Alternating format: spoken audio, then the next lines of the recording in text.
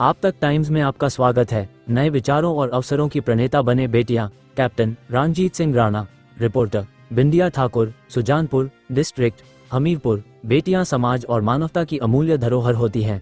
अपनी समावेशी सोच, चुनौतियों को स्वीकारने और चुनौतियों में नए अवसर तलाशने की अद्भुत कला से उन्होंने समाज एवं मानवता को सदैव जीवंत एवं गतिमान बनाए रखा है। धन्यवाद।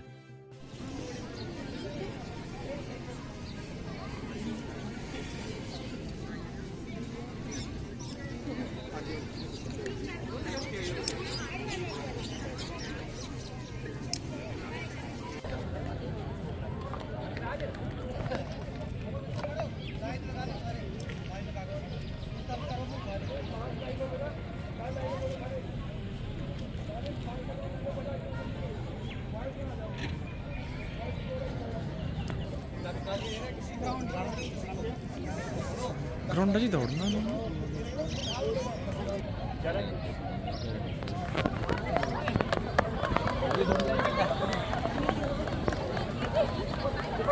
आराम से बड़ा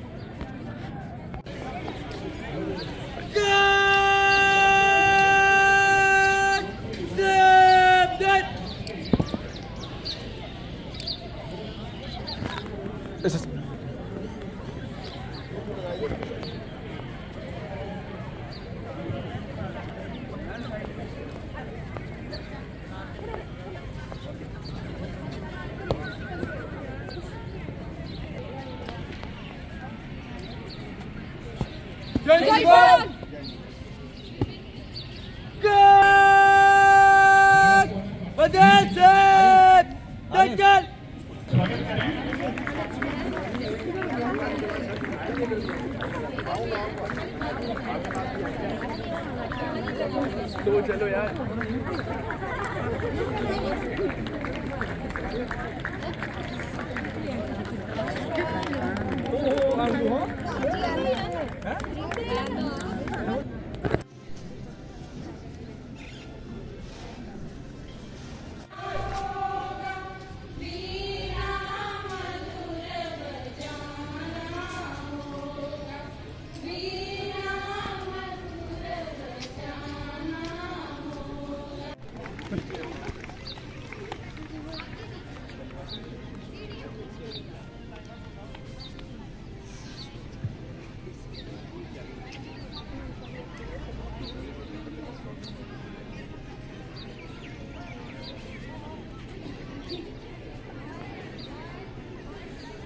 नेतागण, हमारे पार्टी के युवा मोर्चा के अध्यक्ष उप प्रधान सचिन ठाकुर जी,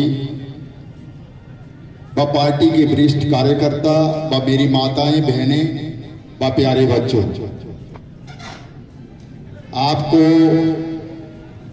चाहे वो डिजास्टर हो, चाहे आपके बारे में जो भी पहले बताया गया है, मैं आप उसमें एक दो चीजें बताना चाहता हूं आपको कि आजकल के जमाने में अगर इस प्रदेश को, इस समाज को, इस देश को आगे बढ़ाना है तो हमें मातृशक्ति को आगे करना पड़ेगा, उनका मान सम्मान करना पड़ेगा और उनको मौका देना पड़ेगा। इस समाज में मातृशक्ति का बहुत ज्यादा आना शुरू हो गई। अगर आप अपने बच्चों को नशे से दूर रखेंगे तो आप अपनी जिंदगी में हर चुनौती को पार कर सकते हैं। कई बार हम ये नशे को बड़े हल्के से ले लेते हैं, आपने हल्के से नहीं लेना। अगर आपने आगे बढ़ना है और इस जिंदगी में संघर्ष करना है तो हमेशा नशे से दूर रहना है और स्पोर्ट्स और योगा में आपने हिस्सा लेना है। इसमें थोड़ी सी जिम्मेदारी माता पिता की भी बनती है। माता पिता हफ्ते में ज्यादा नहीं तो 1-2 बार अपने बच्चों को मोटिवेट करें, काउंसलिंग करें, बैठा करके अपने बच्चे को पास में उनके लिए टाइम दें और उन्हें समझाएं। जैसे एसडीएम साहब ने बोला कि आज बेटियों के लिए कहाँ सीटें रिजर्व है। आज सैनिक स्कूल में आपकी बेटियां जो हैं पढ़ाई कर रही हैं, उसके बाद आर्मी में जा रही हैं, एनडीए खड़े। आप स्पोर्ट्स की फील्ड में आ जाएं, स्पोर्ट्स में भी कम नहीं है। अभी हाल में ही आपने देखा होगा कबड्डी में हमारी बेटियों ने जूनियर में और सीनियर में गोल्ड मेडल जीता है। और आपने देखा होगा चाहे बॉक्सिंग हो, चाहे एथलेटिक हो, चाहे कबड्डी हो, बेटियां गोल्ड मेडल ला रही हैं। इसलिए बेटी और बेटे में कोई फर्क नहीं है, सिर्फ फर्क है तो हमारी सोच में फर्क है। जब हम अपनी सोच को बदल लेंगे तो ये समाज और ये देश, ये प्रदेश तरक्की करेगा। इसलिए एक चीज मैं आपको बेटियों को और बेटों को और बताना चाहता हूं और माता पिता को भी कि अपने बेटों को और बेटियों को स्पोर्ट्स में ज्यादा से ज्यादा हिस्सा दिलाएं। जैसे आज मैराथन की दौड़ हुई, इसमें भी बेटियों ने भी हिस्सा लिया है। मैंने देखा कुछ अटेंड किए। जो बच्चा स्पोर्ट्समैन था वो पढ़ाई में भी नंबर 1 पे था। ये भी मैं आपको बताना चाहता हूं, क्योंकि जो बच्चा हेल्थी होता है, फिजिकल फिट होता है, वो मेंटली भी बहुत स्ट्रांग होता है।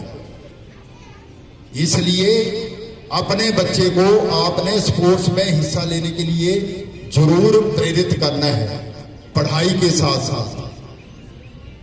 क्योंकि अगर जब आदमी स्पोर्ट्स में हिस्सा लेता है तो चाहे वो एक टीम के तौर पर हिस्सा ले, चाहे इंडिविजुअल गेम में हिस्सा ले, उसमें टीम स्पिरिट, उसमें जोश, उसमें सहन शक्ति, उसमें अनुशासन। एक अच्छा स्पोर्ट्समैन जो होता है वो एक अच्छा अनुशासन वाला स्टूडेंट भी होता है। ये मैं आपको बताना चाहता हूं।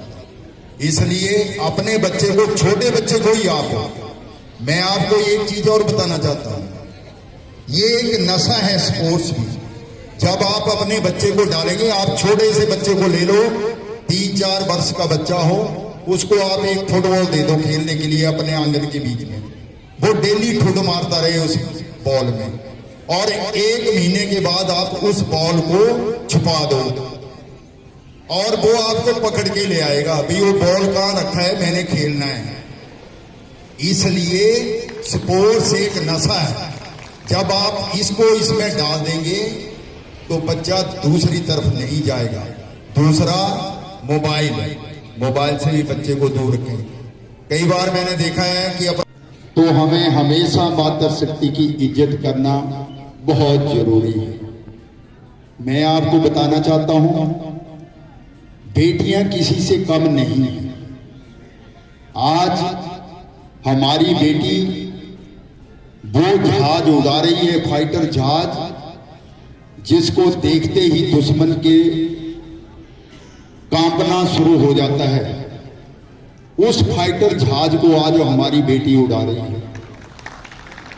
एक चीज मैं आपको और बताना चाहता हूं, हमारे भारतवर्ष की परेड, 26 जनवरी परेड, गणतंत्र दिवस की परेड पूरे वर्ल्ड में नंबर 1 के ऊपर है, जिसमें तीनों फोर्सों की, आर्मी प्लस पैरामिलिट्री फोर्स, उसके बाद रिटायरी, उसके बाद बाहर से आए हुए जितने भी चीफ गेस्ट होते हैं, और मतलब एक वर्ल्ड की सबसे बड़ी परेड होती है।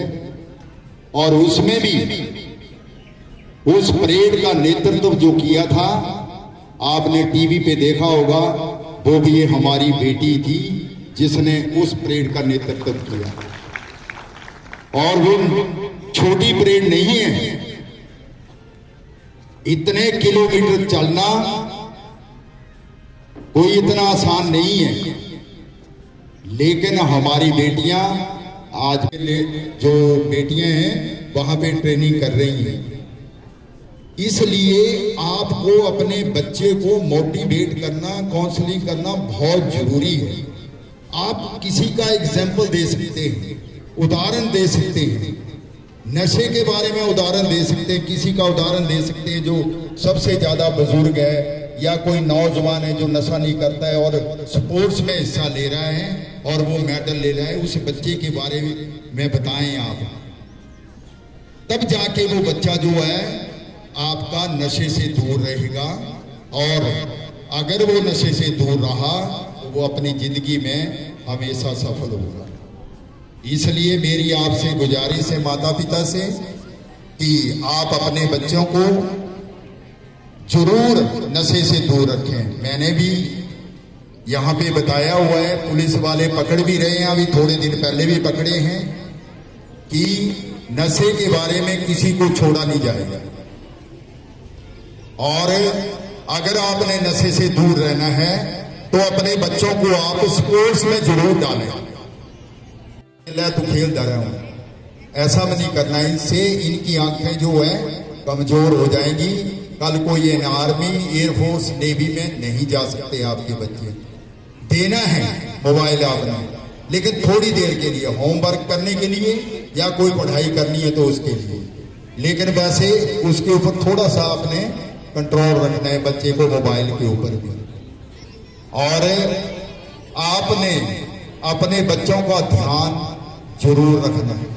सरकार जो है, हमारी सरकार, हमारे मुख्यमंत्री ठाकुर सुखविंदर सिंह सुक्खू जी, आप लोगों के लिए कोई ना कोई योजना जो है वो ला रहे हैं, ताकि हमारा प्रदेश कैसे 2027 तक एक सुदृढ़ प्रदेश बने। यहाँ पे भी मैं आपको बताना चाहता हूँ कि अगर आपका बच्चा स्पोर्ट्स में मेडल लेके आएगा तो मैंने मेडल वालों को पैसे भी सम्मानित कर रहा हूँ। मैंने एसडीएम साहब से भी बात की है कि जो नेशनल में मेडल लेके आए हैं 11-12 बच्चे पूरे विधानसभा क्षेत्र के, उनको मैं यहाँ बुलाऊंगा और मुख्यमंत्री जी से हम उनको सम्मानित कराएंगे, ताकि दूसरे बच्चे भी जो हैं उसके साथ हिस्सा लें। ये सुजानपुर जो है बहुत सुंदर सुजानपुर बनेगा, ये मैं आपको यकीन दिलाता हूँ। वैसे भी मैंने जहाँ जहाँ मेरे को ग्राउंड दिखाई दिए हैं, वहाँ मैं आपके बच्चों के लिए फुटबॉल के ग्राउंड, बास्केटबॉल के ग्राउंड, जहाँ जगह कम है वहाँ बैडमिंटन का ग्राउंड, और जहाँ जगह थोड़ी और कम है कबड्डी का ग्राउंड, ऐसे बनाने के लिए जा रहा हूँ। आपका कोई भी काम हो तो आपने मुझे बताना। और एक चीज और लास्ट में बताना चाहता हूँ कि अगर कोई मेरी माता या मेरी बहन अपने बच्चों को नहीं पढ़ा सकती है और विडो है, उसके पास इनकम का कोई सोर्स नहीं है, तो जब तक मैं हूँ तब तक मैं आपको यकीन दिलाता हूँ उसके बच्चे की पढ़ाई का खर्चा और उसकी यूनिफॉर्म, उसकी किताबों का खर्चा मैं अपनी तरफ से दूंगा। पूरे विधानसभा क्षेत्र की बात कर रहा हूँ मैं, ये चाहे मुझे अपनी पेंशन से देना पड़े, लेकिन उस बच्चों को, उन बच्चों को मैं जरूर पढ़ने के लिए आगे कोशिश, पढ़ाने के लिए कोशिश करूंगा। ये भी मैंने एक मुहिम अभी चलाई हुई है, हम इकट्ठा भी कर रहे हैं। और जो बच्चे स्पोर्ट्स में अच्छा करेंगे और वो कोचिंग करने के लिए अगर कहीं जाना चाहते हैं और उनके पास उनके माता पिता उनको पैसे की कमी है, पैसे नहीं दे सकते हैं कोचिंग के लिए, तो उसके लिए भी मैं अपनी तरफ से उन बच्चों की मदद करूंगा ताकि वो अपने जीवन में हमेशा सफल हो। एक चीज मैं आपको और बताना चाहता हूं कि ये जिंदगी जो मिली है ये सोने के लिए नहीं है और ना ये बैठने के लिए। ये हमेशा जिंदगी जो हमें मिली है ये संघर्ष करने के लिए मिली है, और जब आप अपने जीवन में संघर्ष करेंगे